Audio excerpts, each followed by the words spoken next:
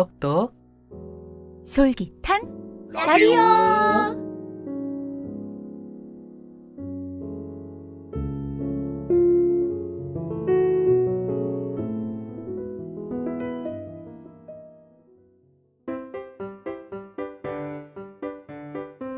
포키니 동화 극장.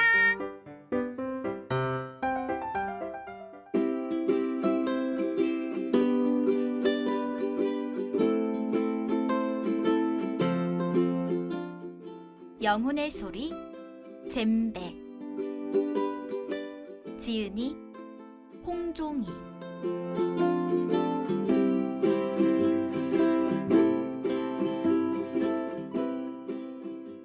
여섯 번째 이야기.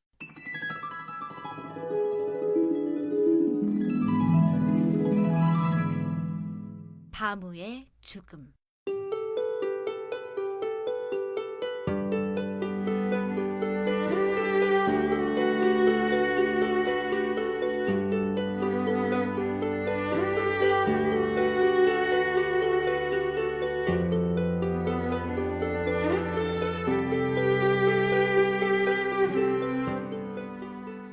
지금 당장은 어렵겠지만 아빠에게 일을 하게 해달라고 부탁할게.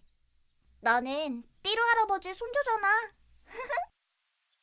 촌장의 딸 구파이는 레테이파에게 먹을 것을 잔뜩 싸줬어요. 그리고 언제든 필요하면 찾아오라고 했어요. 정말 고마워. 혹시 당근 좀 줄 수 있니? 레테이파는 머뭇거리다 구파이에게 부탁했어요. 집에 떼어놓고 온 바무에게 미안했기 때문이에요. 바무는 당근을 최고로 좋아했어요. 걱정 마. 줄게. 구파이가 덩치 큰 어른을 불러 당근을 가져오게 했어요. 겨우 당근 3개를 갖다 주면서 덩치 큰 어른은 이를 부드득 갈았어요. 성난 고릴라 같아 무서웠지만 레테이파는 그래도 신이 났어요. 두루둠둠, 두루둠둠.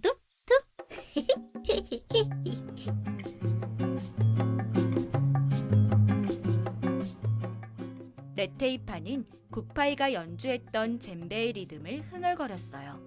그러자 발걸음이 가벼워졌어요. 바람도 불지 않는데 얼굴에 바람이 느껴졌어요. 레테이파는 뜨거운 햇살을 뚫고 집을 향해 달렸어요.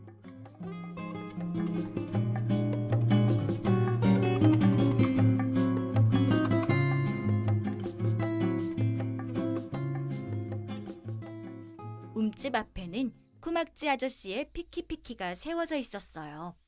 잘 되었어요. 레테이파는 구파이가 준 먹을 것을 쿠막지 아저씨 앞에 보란 듯이 내놓고 싶었어요. 치사하게 가져왔던 감자와 옥수수 가루를 도로 가져가다니요. 쿠막지, 하늘의 벌을 받을 거야. 갑자기 띠로 할아버지의 고함 소리가 들렸어요. 움집의 처마가 흔들릴 정도였어요. 그렇게 큰 띠로 할아버지의 고함 소리는 처음 들었어요. 이 영감이 미쳤나? 내 잘못이 아니라니까. 성난 쿠막지 아저씨의 목소리도 들렸어요. 레테이파는 가슴이 벌렁거렸어요. 띠루 할아버지와 쿠막지 아저씨가 싸우고 있었어요. 바무! 레테이파가 바무를 불렀어요. 뒷발차기로 쿠막지 아저씨를 물리쳐달라는 뜻이에요. 갑자기 싸우는 소리가 뚝 그쳤어요. 이뻐야, 오지 마라. 거기 있어라. 띠루 할아버지가 비틀거리며 움집 뒤에서 나타났어요. 염소 새끼가 먼저 되들었다고요.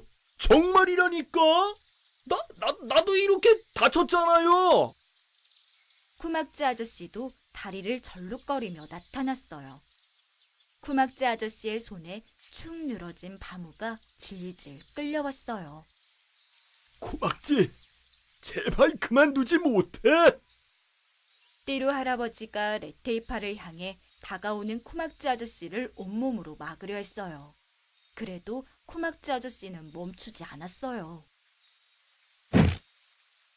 레테이파 앞으로 바무가 날아와 떨어졌어요.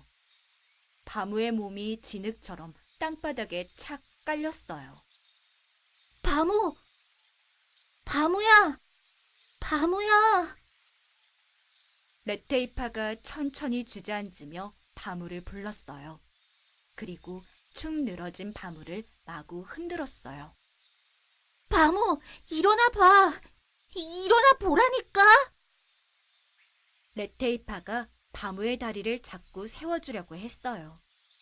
세워주려다 안 되니까 바무의 배를 끌어안고 일으키려 했어요. 이리저리 흔들리는 바무의 머리를 겨드랑이에 끼기도 했어요. 염소 새끼가 개도 아니고 왜 덤비느냐고. 지가 대들어 피키피키 치인 거라고. 내가 죽인 것이 아니라고. 쿠막지 아저씨가 그런 레테이파를 내려다보며 이렇게 구시렁거렸어요.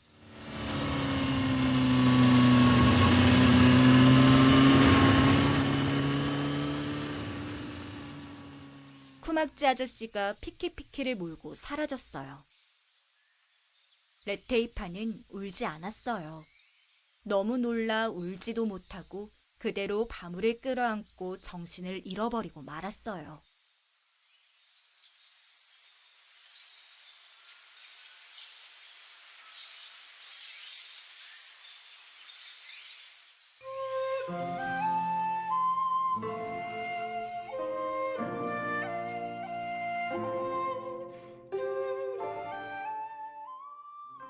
이파야. 띠루 할아버지가 불렀어요.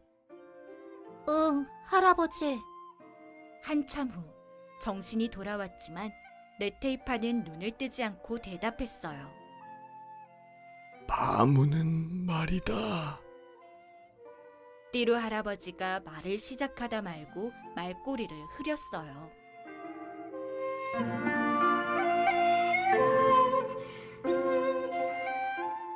할아버지, 배고플 때 바무가 젖을 주었어요.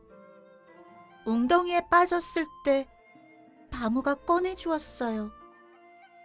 언덕 너머에서 길을 잃었을 때 바무가 찾으러 왔었어요. 비가 오면 바무가 비를 막아 주었고요. 바람이 불면 바람을 막아 주었어요.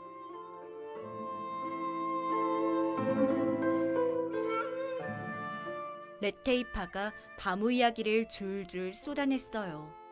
눈을 꼭 감은 채로요. 잇따라 생각나는 일들이 마치 어제 일처럼 또렷했어요. 매일매일 할아버지를 마중 나가기도 했는데 기억나요? 나는 못 듣는데 바무는 항상 할아버지 발소리를 먼저 들었어요. 나보다 할아버지와 더 친했나 봐요. 치, 레테이파가 살짝 입을 삐죽거렸어요. 역시 눈을 꼭 감은 채로요.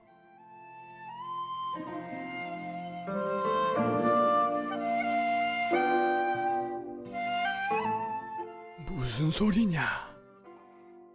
바무가 너한테만 배를 베게 해주었는데. 띠루 할아버지도 레테이파처럼 입을 삐죽거렸어요. 그것은 띠루 할아버지 말이 맞아요. 바무의 배는 레테이파의 놀이터였어요. 레테이파가 머리를 베기도 하고 발을 올려놓기도 하고 심심하면 쿡쿡 찌르기도 했어요. 띠루 할아버지가 그러면 바무가 난리를 쳤어요. 할아버지, 이제 바무를 못 봐요?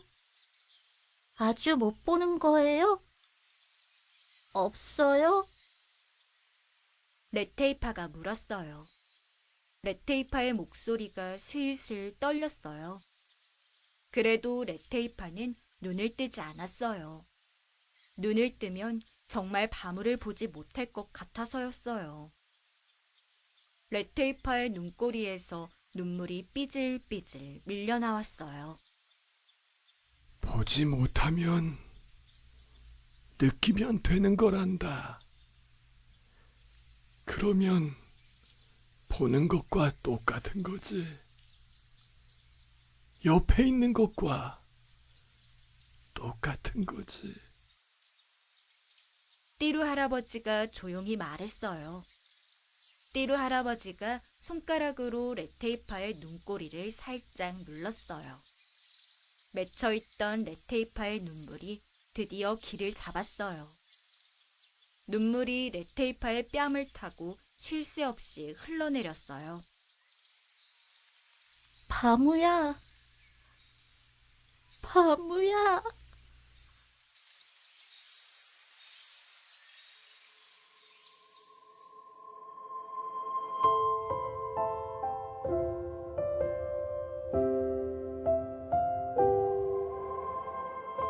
레테이파는 자꾸 손을 움직여 무엇인가를 만지려 했어요. 바무의 몸을 확인하려는 거예요.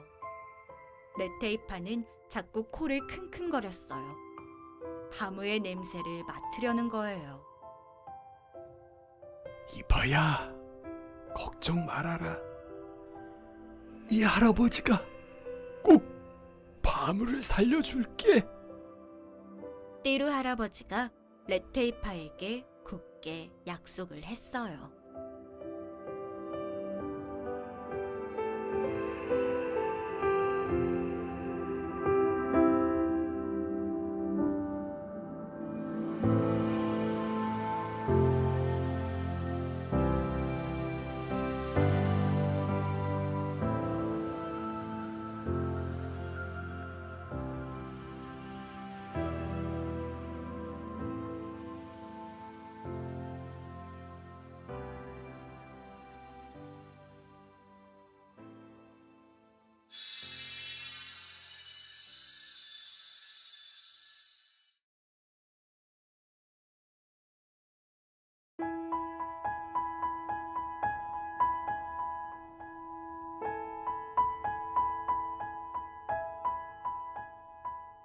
소설 들려주는 여자. 안녕하세요. 황순원의 비바리 들려드립니다.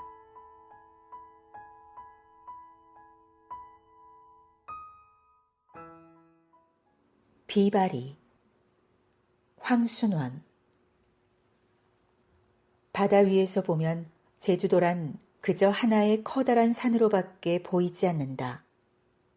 배를 타고 저쪽 바다 한 끝에 엷은 보랏빛으로 채색된 윤곽이 하나 얼룩질라 치면 아, 제주도다 하고 소리들을 지르는 것이지만 기실 그것은 섬이라기보다는 오른쪽에다 큰 봉우리를 두고 왼쪽으로 낮은 봉우리를 연이어 놓은 하나의 크나큰 산이란 느낌밖에 주지 않는 것이다.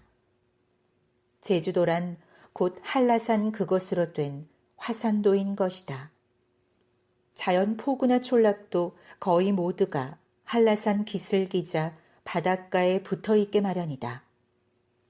그래도 제주읍만이 산기슭에서 퍽이나 떨어진 평지에 있다는 인상을 준다. 그러나 이것도 따지고 보면 한라산 기슭이 이쪽으론 가장 완만스러이 흘러내려 왔다는 것뿐이다. 읍 바로 잔등이 언덕과 고개요. 이 언덕과 고개가 그대로 골짜기를 이루면서 한라산 본봉우리 밑까지 주름 잡혀 있는 것이다. 본봉우리는 웬만한 날에는 대개 머리에다 구름이나 안개를 휘감고 있다. 이만큼 크고 높은 산이면 을의 골을 따라 물이 흐를 법도 하건만 한라산은 달랐다. 제주도의 물이 귀할 수밖에 없다. 흔히 제주도에서 아이들이 대로 엮은 구덕이라는 바구니 속에 허벅이라는 물항아리를 지고 다니는 걸 본다. 어디서나 물을 보기만 하면 여기 퍼담게 마련인 것이다. 이러한 제주도에서 서귀포만이 예외였다. 한림이나 모슬포나 그 밖의 다른 포구와 촌락들처럼 산기슭에 붙어있는 것만은 마찬가지다. 도리어 어느 포구보다도 더 산기슭에 바로 붙어있는 갯마을인 것이다. 그런데 이곳만은 다른 데서 볼 수 없을 만큼 물이 흔한 것이다. 맑고 깨끗한 산골짜물이 여러 갈래로 나뉘어 집 뒷모퉁이를 돌아 마당귀를 스쳐 제법 돌 물소리까지 내면서 흐른다. 이 물이 마을 뒷곁 석벽에는 목물터를 들이워 놓고 바다에 면한 돌벼랑에 이르러서는 그대로 작은 폭포를 이루어 밑에다 물 한 개를 피우기까지 하는 것이다. 준이가 어머니와 함께 제주읍에서 서귀포로 옮겨온 것은 일사후퇴를 한 그의 여름철이었다. 본디 준이는 음식을 가려 먹는 버릇이 있었다.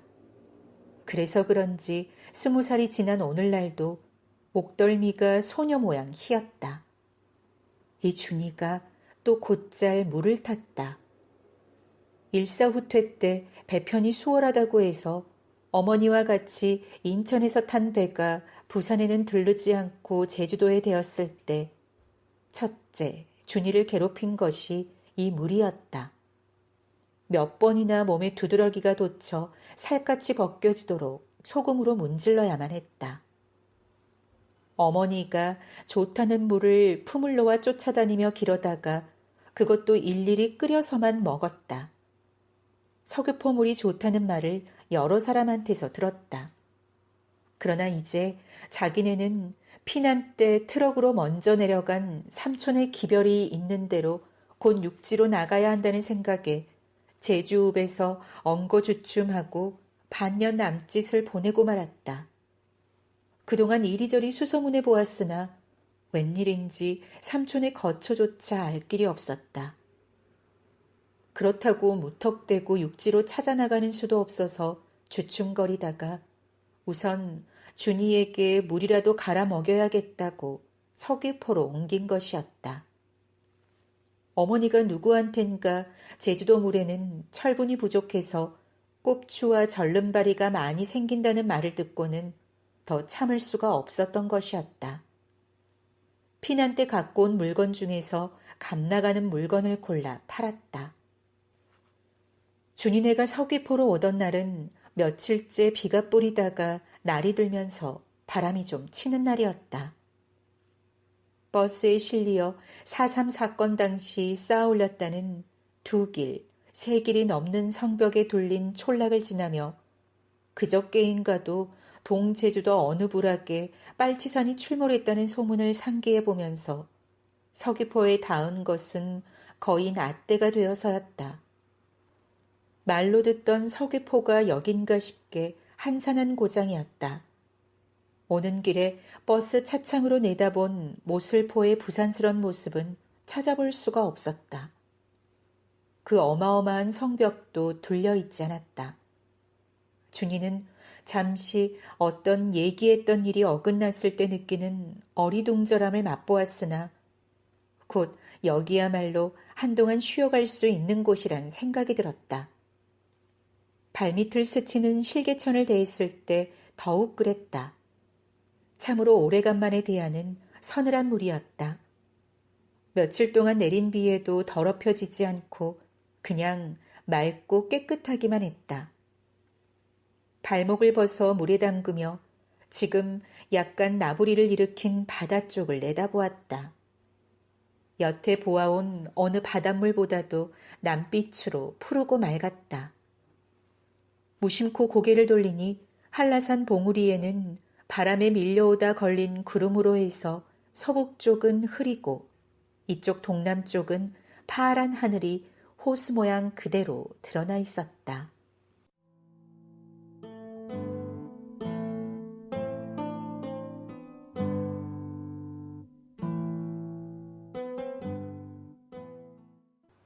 준이는 밀짚 모자 바람으로 매일같이 거의 밖에서 살았다. 마을 남쪽 끝에 단추 공장이 하나 있었다. 흰 회를 바른 단층 함석집으로 앞바다에서 나는 조개 껍데기, 소라 껍데기, 전복 껍데기 따위를 이용해서 단추를 만드는 곳이었다. 제주도에서도 이 서귀포에서 나는 폐각류가 제일 결이 곱다는 것이다. 공장 한옆에는 제품을 만들고 버린 폐각류 부스러기가 더미로 쌓여 있었다. 어쩐 일인지 공장은 쉬고 있어서 언제 보아도 조용하기만 했다. 울타리 대신으로 두른 협죽도가 한창 연분홍 꽃을 갈고 있었다. 이 단추 공장을 옆에 끼고 돌면 조그만 방파제로 나서게 된다. 이 방파제 앞 바로 손에 닿을 듯한 곳에 조그만 섬이 하나 가로놓여 있다. 새섬이라는 섬이다. 가장자리로 돌아가며 나무가 약간 서 있을 뿐 한가운데는 그저 민민하다.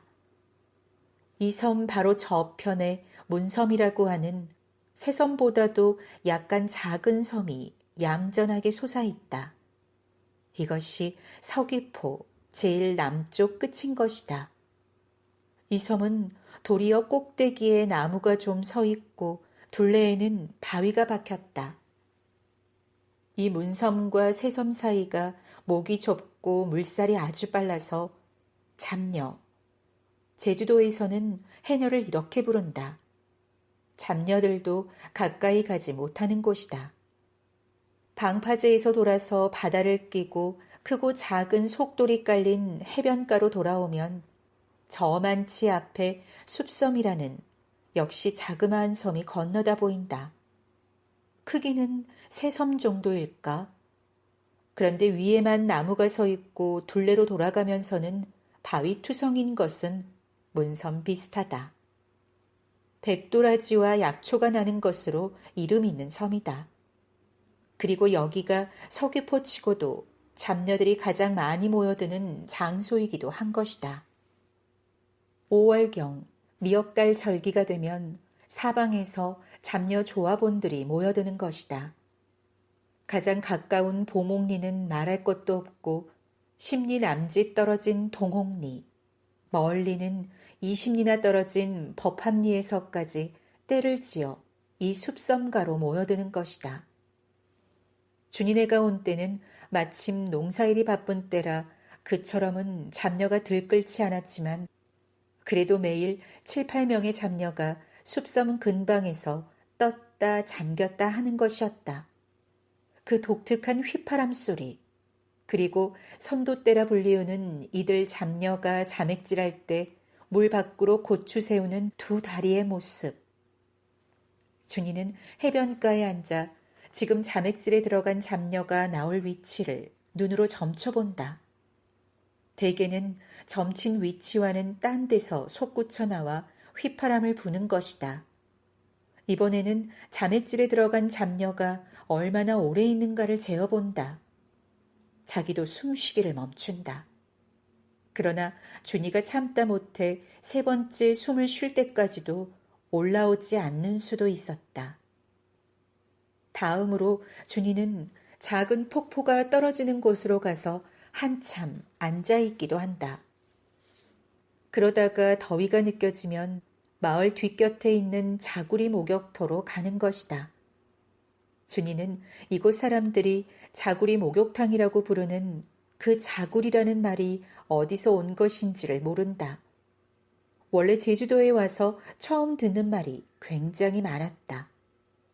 어디 갑니까를 어디 감숙과, 어디 보낼 것이오를 어디 보낼 거욱과, 좀 앉읍시다를 좀 앉으쿠다 하는 말들은 그래도 짐작이 가는 사투리지만 돼지를 도새기, 닭을 독, 달걀을 독새기, 병아리는 따로 삥아리라는 말이 있다.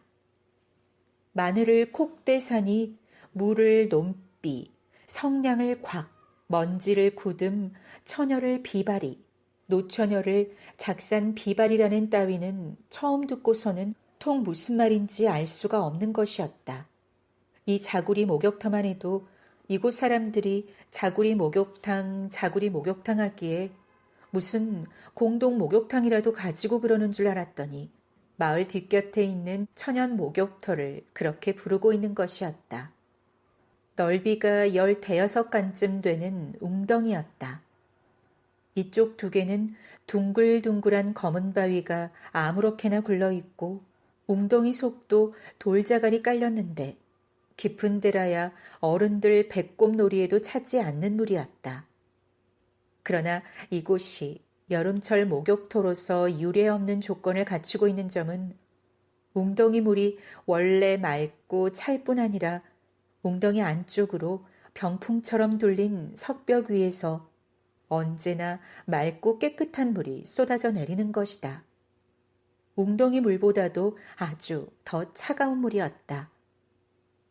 처음에 준이는 그 석벽 밑으로 목물을 맞으러 들어갔다가 대번에 흙 느끼고는 그대로 뛰쳐나오고 말았다.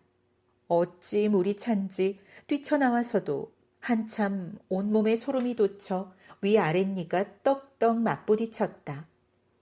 그 후 여러 차례 이를 악물고 들어가 참아보았으나 여태껏 열을 세지 못하고 뛰쳐나오곤 하는 것이다. 이날도 준이는 웅덩이에서 세수를 하고 몸을 한번 담갔다가 석벽 밑으로 들어섰다. 처음으로 13가지 세고 뛰쳐나왔다. 그러고는 웅덩이 2개 있는 바위로 나와 햇볕을 쬐는 것이다. 흰 살갗이었다. 벌써 한 주일 가까이 햇볕을 쬐건만 좀처럼 타지 않는 살갗이었다. 본래부터 햇볕을 먹지 않는 살갗인 듯했다. 동구스름한 어깨와 잔등이 약간 분홍빛으로 물들었을 뿐 겨드랑이 밑과 허벅다리 안쪽은 그냥 희고 투명한 살결 그대로였다.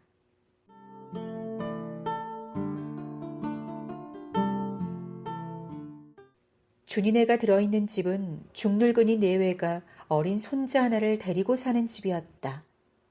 아들은 4.3 사건 때 의용군으로 뽑혀나갔다가 죽었다는 것이었다. 준이 어머니가 이웃집 부인한테 들은 말에 의하면 며느리 되는 사람이 유복자를 낳고 애 첫돌이 되자마자 어디론가 종적을 감추어 버렸다는 것이다. 뒤에 들리는 소문이 성산포에 사는 어느 남자와 배가 맞아 거기가 산다는 것이었다. 이런 소문이 있건만 중늙은이 내외는 한 번도 며느리를 찾아 나서는 일 없이 젖도 채 안 떨어진 어린 손자를 자기네 손으로 키워온다는 것이었다. 언제나 말이 적은 조용한 내외였다. 밭농사 조금과 돼지 한 마리에 닭 10여 마리를 쳐서 생계를 이어가고 있었다. 제주도의 풍습대로 장날이 되면 마누라가 그동안 받아두었던 달걀을 채롱 속에 담아가지고 내다 팔았다. 밭농사도 거의 마누라가 짓는 눈치였다. 달개게 조개 껍데기 같은 것을 빻아준다든가 돼지 우리에 풀을 베어다 들어뜨려주는 일까지 마누라가 도맡아 있다. 영감은 그저 어린 손자나 보는 게 일인 것 같았다. 애를 재울 때는 뜰에 서 있는 멀구슬나무 그늘 밑에 광우리를 내다 놓고 그 속에 어린 것을 눕히고는 대고 흔들어대는 것이다. 생각하기에는 들었던 잠도 깰 듯 싶은데 곧잘 어린 것이 잠이 들어버리곤 했다. 이렇게 한간 영감이라 준이와 같이 낚시질을 시작한 것도 무어 찬거리나마 장만해 보겠다는 뜻에서가 아니고 그저 심심파적에서 온 것이었다. 밀물이 들어왔다 나간 뒤 해변가에 깔려있는 돌밑을 들치면 육지의 지렁이보다 약간 가늘고 야무진 갯지렁이가 나온다. 그것을 병에 넣어 소금으로 죽여가지고 미끼로 삶는 것이다. 낚시토로는 숲섬을 택했다. 배를 빌려 타고 섬으로 건너가 그 한 귀퉁이에 자리를 잡고 낚시를 던져보았다. 그러나 준이는 처음 해보는 낚시질이니 그만두고라도 주인집 영감도 무던히 낚시질에는 서툴러서 둘이 잡은 고기를 합쳐도 고작 고맹이 새끼나 술맹이 새끼 몇 마리씩밖에 되지 않기가 일쑤였다.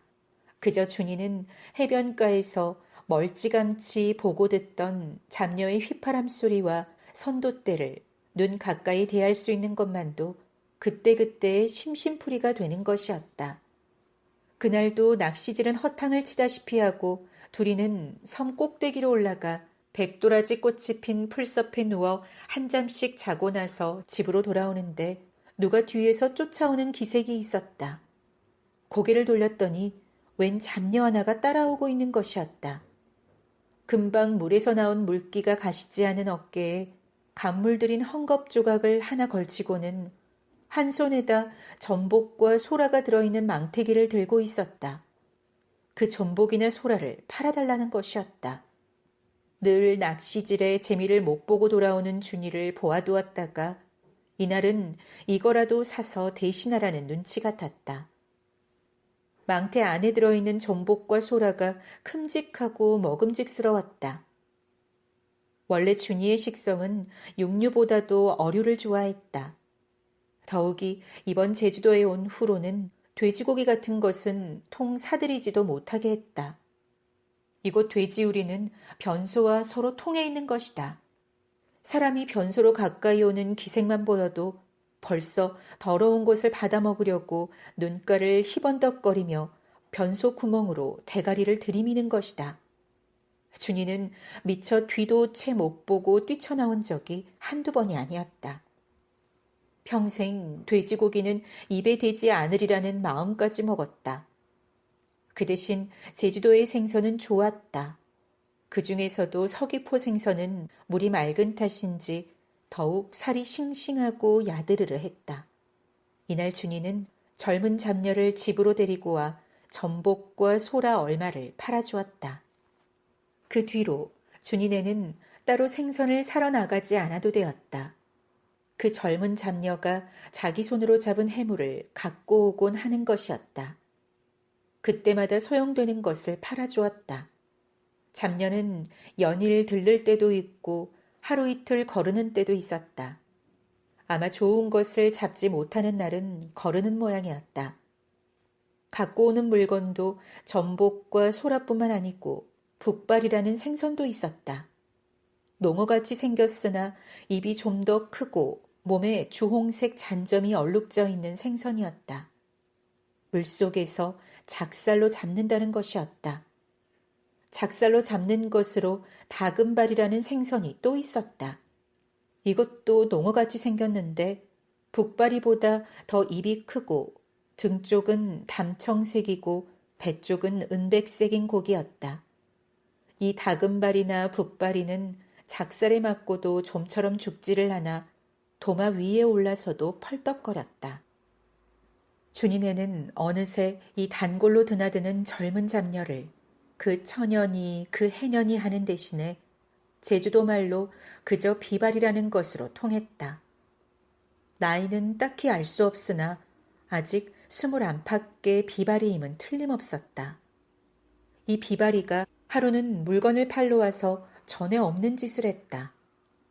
다금바리 한 마리를 팔고 돌아가면서 큼직한 전복 한 개를 덥석 준이의 손에 쥐어주는 것이었다.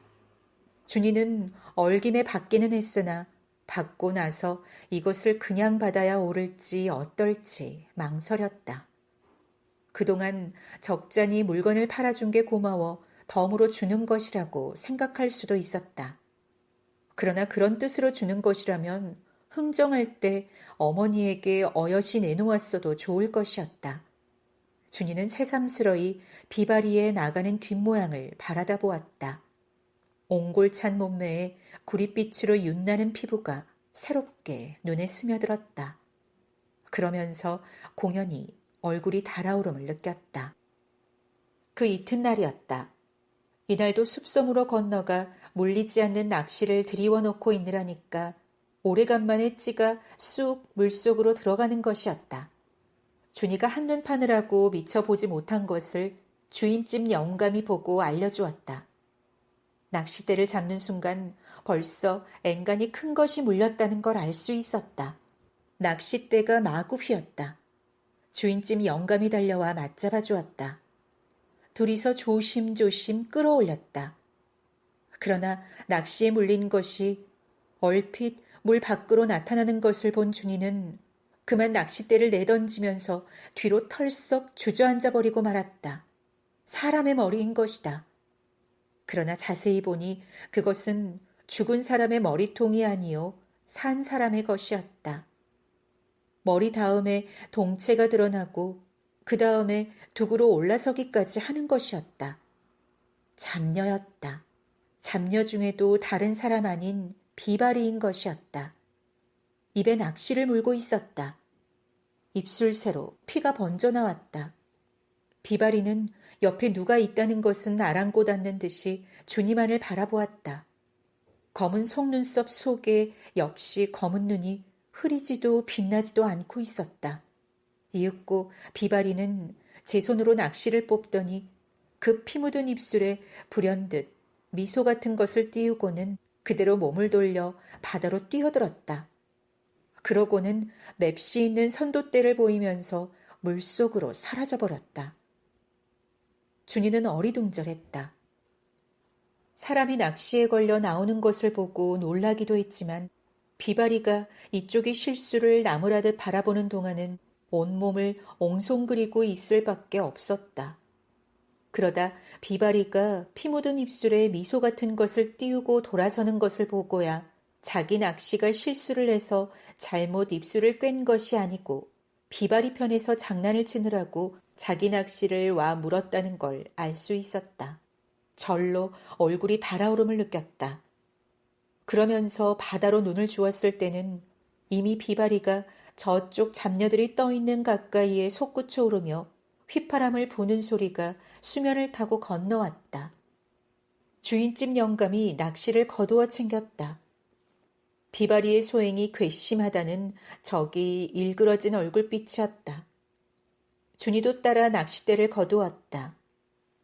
그러나 웬일인지 비바리의 소행이 밉게만 여겨지지는 않았다. 좀 전에 낚시를 물고 반나체에 젖은 몸으로 자기 앞에 나타났다가 도로 물로 뛰어들어간 비바리가 하나의 크나큰 생선 모양 생각되기도 하는 것이었다. 그리고 그것은 비록 다시 물로 뛰어들어갔다고는 하더라도 잡았던 고기를 놓쳐버린 뒤의 심정이 아니요 이제 물린 고기를 들어올릴 때에 가슴 두근거려지는 그런 느낌이었다.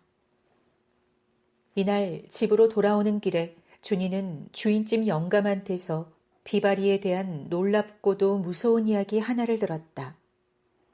좀 전에 비바리의 행동이 그처럼 괘씸했던지 본시 말수가 적던 영감이 배에 오르자 준이에게 해준 이야기였다. 비바리가 자기 오빠를 죽인 여자라는 것이다.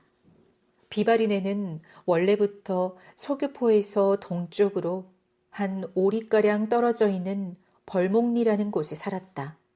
4.3 사건 때였다. 어쩐 일인지 오빠가 빨치산에 끼어 산으로 올라가고 말았다. 토벌전이 전개되었다. 올케가 어린 자식들을 남기고 누구의 손인지 모르게 죽임을 당하여 한라산 기슭에서 발견된 것도 이 무렵이었다. 토벌전도 거의 다 끝나 이제 산속에 남은 잔당이 30몇으로 새이게쯤 된 어느 날 밤이었다. 오빠가 산에서 내려왔다. 비바리가 그 오빠를 죽인 것이다. 잠깐 뒷간에 다녀 나오는 오빠를 그가 갖고 온 장총으로 쏘아 죽인 것이다. 비바리가 이렇게 자기 오빠를 죽인 것은 어린 자식 둘 달린 올케를 죽게 하고 집안꼴을 그르쳐 놓은 게 분해서 한 짓일 거라고 했다.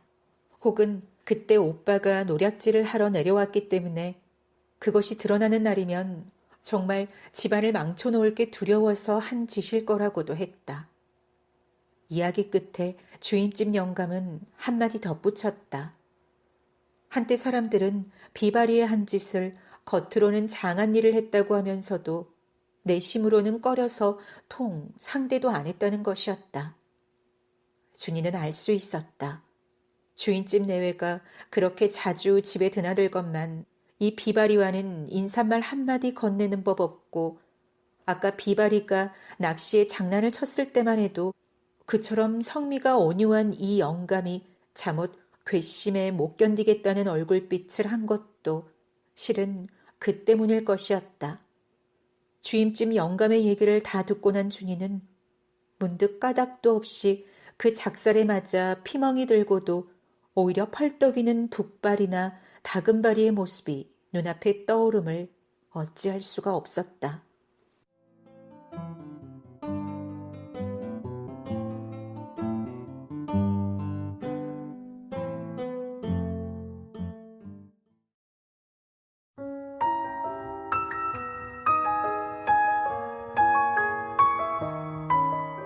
그 사람에게 신동엽. 아름다운 하늘 밑 너도야 왔다 가는구나. 쓸쓸한 세상 세월 너도야 왔다 가는구나. 다시는 못 만날지라도 먼 훗날 무덤 속 누워 추억하자. 호젓한 산골길서 마주친 그날 우리 왜 인사도 없이 지나쳤던가 하고.